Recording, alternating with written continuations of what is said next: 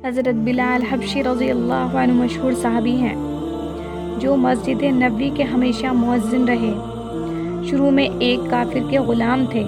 اسلام لے آئے جس کی وجہ سے طرح طرح کی تکلیفیں ان کو دی جاتی تھی۔ امیہ بن خلف جو مسلمانوں کا سخت دشمن تھا، ان کو سخت گرمی میں دوپہر کے وقت تپتی ہوئی ریت پر سیدھا لٹا کر ان کے سینے پر پتھر کی بڑی چٹان رکھ دیتا تھا تاکہ وہ حرکت نہ کر سکے، اور کہتا تھا یا اس حال میں مر جائے اور زندگی چاہے تو اسلام سے ہٹ جائے، مگر وہ اس حالت میں بھی احد احد کہتے تھے، یعنی معبود ایک ہی ہے۔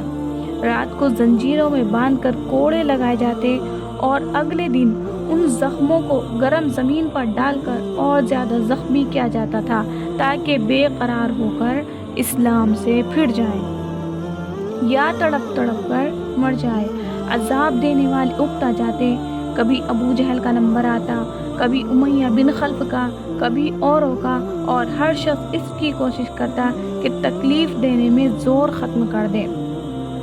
حضرت ابو بکر رضی اللہ عنہ نے اس حالت میں دیکھا تو ان کو خرید کر آزاد کر دیا۔ چونکہ عرب کے بت پرست اپنے بتوں کو بھی معبود کہتے تھے، اس لیے ان کے مقابلے میں اسلام کی تعلیم توحید کی تھی، جس کی وجہ سے حضرت بلال رضی اللہ عنہ کی زبان پر ایک ہی ورد تھا، اور یہ تعلق اور عشق کی بات ہے۔ ہم جھوٹی محبتوں میں دیکھتے ہیں کہ جس سے محبت ہو جاتی ہے اس کا نام لینے میں لطف آتا ہے، بے فائدہ اس کو رٹا جاتا ہے، تو اللہ کی محبت کا کیا کہنا جو دین اور دنیا میں دونوں جگہ میں کام آنے والی ہے۔ یہی وجہ ہے کہ حضرت بلال رضی اللہ عنہ کو ہر طرح سے ستایا جاتا تھا، سخت سے سخت تکلیفیں پہنچائی جاتی تھی،